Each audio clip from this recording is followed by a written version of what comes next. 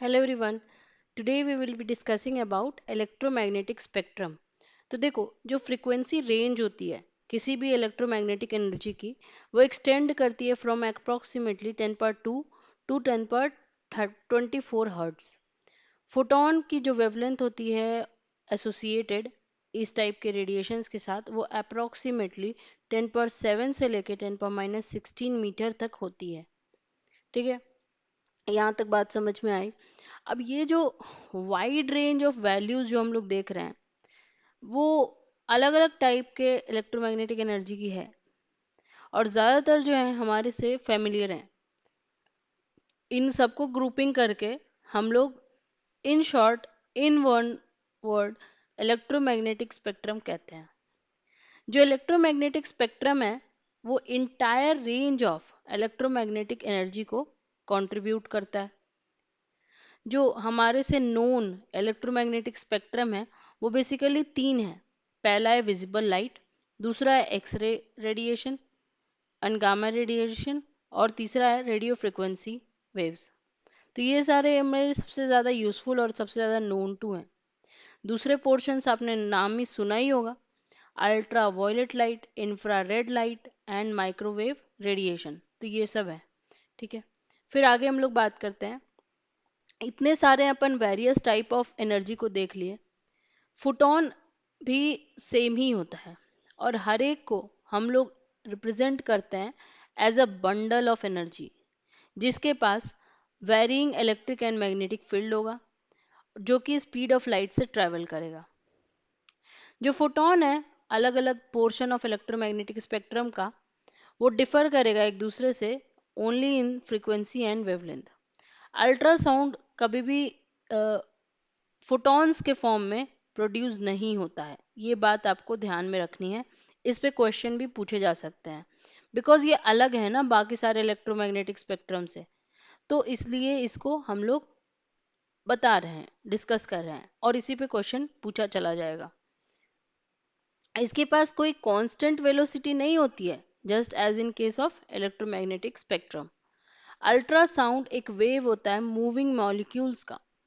Ultrasound को matter चाहिए, electromagnetic energy vacuum में भी एग्जिस्ट कर सकता है, अल्ट्रासाउंड नहीं कर सकता।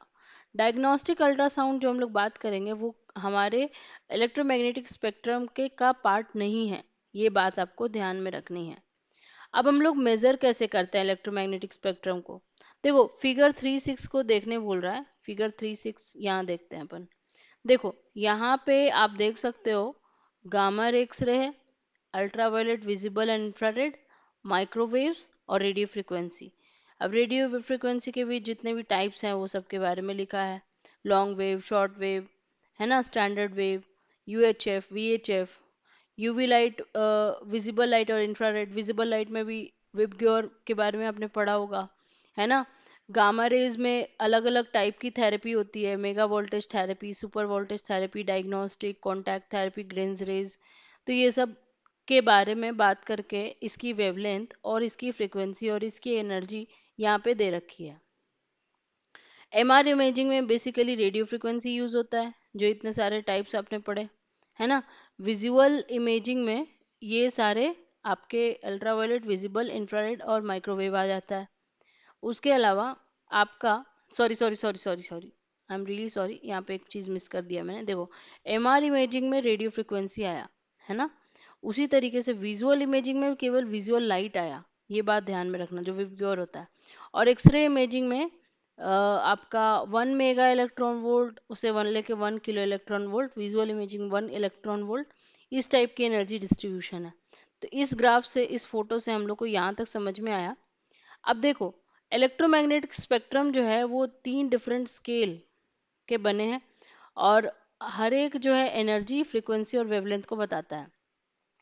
चूंकि वेलोसिटी सारे के सारे इलेक्ट्रोमैग्नेटिक एनर्जी का कांस्टेंट होता है, वेवलेंथ और फ्रीक्वेंसी इनवर्सली रिलेटेड होती है। ये तो हमने पहले भी बात करी थी कि nu is inversely proportional to lambda, याद होगा आपको।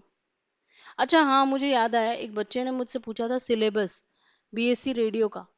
तो देखो स्टार्टिंग में फर्स्ट ईयर में हम लोग मेडिकल फिजिक्स पढ़े थे, जो कि किताब का नाम लिख दे रही हूँ मैं, क्रिस टेंशन। तो क्रिस टेंशन की तो सीरीज भी मैंने स्टार्ट कर रखी है। है ना। उसके अलावा हम लोग क्लार्क पढ़ते थे एक्सरे के लिए, है ना। फिर हम लोग क्रिस्टेंशन में ही उसके बाद अल्ट्रासाउंड आता था, अल्ट्रासाउंड हम लोग पढ़ लेते थे, है ना। फिर हमारा सेकेंड ईयर में ये सब आ रहा था, सीटी वगैरह। तो सीटी के अलावा अल्ट्रासाउंड हो गया, सीटी हो गया, फिर डीएसए हम लोग पढ़े थे, है ना।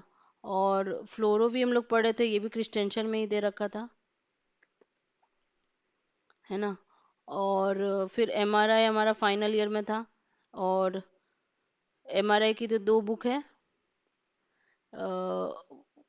अच्छा ठीक है, यहाँ पे ना मैं एक बुक के साथ अलग से सेशन बना दूंगी, ऐसे आपको बीच में सेशन में समझ में नहीं आएगा ना, तो इसको अच्छे से समझ लेंगे।